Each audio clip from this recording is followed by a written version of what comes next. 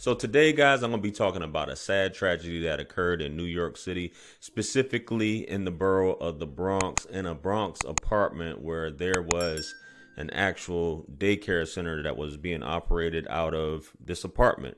Now, this was a licensed daycare, and the unfortunate event happened to a 1-year-old child that goes by the name of Nicholas Dominici.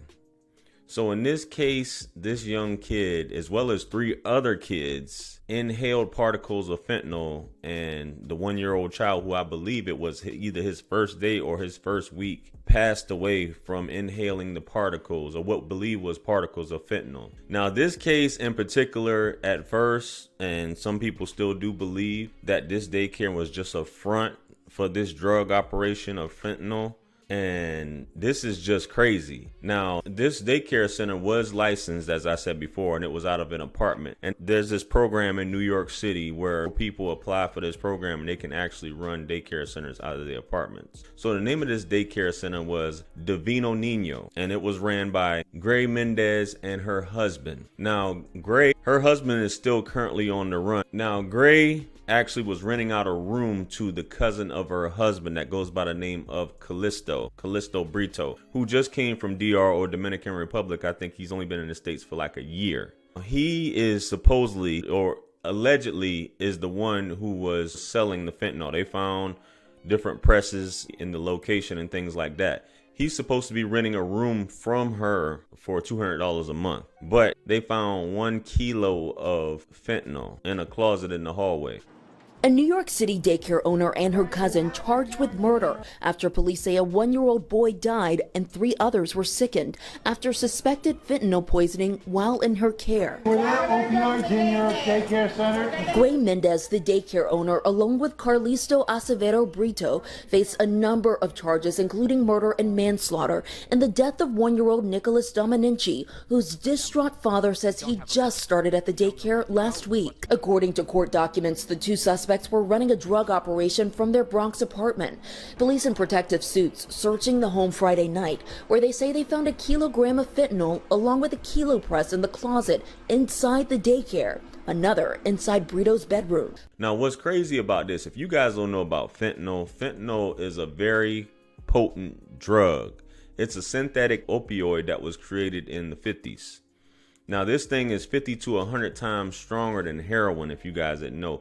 A lot of things have been popping up. You guys heard of the opioid crisis, and this within New York City itself contributes to 80% of the overdoses that occur in New York City alone. So you can just imagine the rest of the country. Now, you guys may have also known there's quite a few celebrities that have passed away from fentanyl overdose. That includes Mac Miller, DMX, Coolio, Prince, Shock G. That's just to name a few that have taken drugs that were laced with fentanyl. Now, this is no joke. Michael K. Williams also, by the way.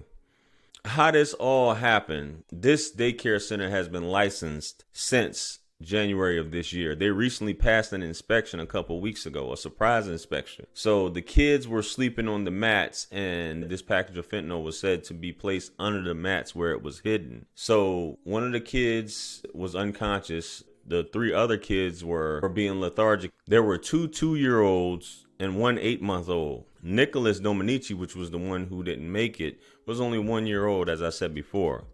And in this case, all 3 kids were administered Narcan, which is supposed to counter the effects, which you hear a lot of that going on, which a lot of these places are running out of Narcan during the height of this opioid crisis. Now, the daycare owner, her husband, I guess he's on the run. When it actually happened and she noticed what was going on, she called her husband, spoke with her husband several times before she even called 911 to report what was going on. And you can just imagine being the parent to the child and finding out that the first week that your child is going to a daycare that you get a call and your child has passed away from a fentanyl overdose. Police say it all started when a 2-year-old in Mendez's care went home, where he was lethargic and unresponsive, and then rushed to a hospital where he was revived using Narcan.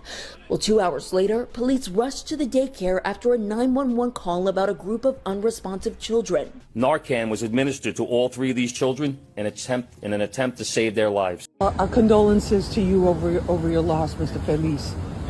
Could you tell us what this past couple of days have been like for you? It's very hard for us. It's a really hard moment. This is not supposed to happen because it's a safe place for the kids. It's a place so they learn, so they be safe, so they have a good day when the parents is working or doing something important for the family, and it's not supposed to happen. Now, thinking that this is a good idea, this is just crazy. Now, she is claiming, the daycare owner is claiming that she didn't know anything about this. She knew nothing, even though she spoke to her husband several times before calling 911, and he's nowhere to be found. So obviously he's going to be charged with murder along with the husband's cousin at this point, because this is crazy. Now they're all on Rikers Island, already been arraigned and everything, and it doesn't look too good at this point. And this is what happens a lot of times. A lot of these places probably going to get looked at now to see what's going on with this going on, and they probably blew up the spot for everybody else, which it needs to be, especially if you have these type of things going on in a daycare. Well, now we hear all types of crazy stuff going on in the daycare, from guns and being a front for other things as well, but like when it comes down to this, you having a 1-year-old, and as soon as you decide to put them in daycare, this happens. We all have heartbreak. It's really hard for us. They don't want to go to school today because they don't want to die in the school.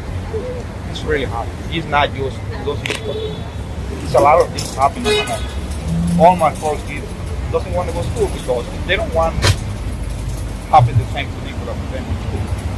It's really hard. The drugs, is dangerous for everyone. Some people like to use it. I don't know why, but some people use it because this is dangerous. You see the result. My boy died, but can be yours. I don't want the other kid. It's an emergency now. I want all my first day alive, but it's really hard. Son cosas que no se suponen que pasen. Es un lugar que lo buscamos a través de una home base, que se supone que ellos se aseguran de que es un buen lugar para los niños. Nosotros llenamos muchos papeles, we fill up a lot of papers, para asegurarnos de que todo esté correcto con nosotros como familia, que seamos una familia íntegra, de que el niño esté en salud y que todo esté en orden con el niño para poder ingresar. Y esto sucede. Because when the vetting process occurred, meaning the family went to a community center and was told this is a good facility to use, I wonder how you can vet the facility, advise somebody else, and have the city also vet the facility, and not realize there's other rentals around that would subject children to dangers. A daycare facility should not have rental units attached with access, because that immediately causes danger. You could have pedophiles, you could have any other random dangers, including what happened here. Man, that's crazy. I don't know. At this point, what do? Your heart's broken. It would be surreal. So imagine losing your child to something like that, man. Wow. This place, out of all places, you having the stuff under a mat, then trying to hide it. Yo. Anyway, let me know what you guys think. What do you guys think about this situation? Comment below. Like, share, comment, and subscribe. Hit me up on Linktree to book a one-on-one with yours truly. Purchase all my books, merch, t-shirts. It helps to support the channel. Follow me on Facebook, Instagram, and TikTok. With that being said, much blessings and abundance. Stick around for the next video that's going to pop up on the screen below. That's where I'm going to see you guys at. Listen, it's your favorite everything. This is Wisdom. I'm out of here. Peace. Yeah. 50 Cent. 50. Part 2. Bring it back. Yeah. Can't forget Tony. 50. UK.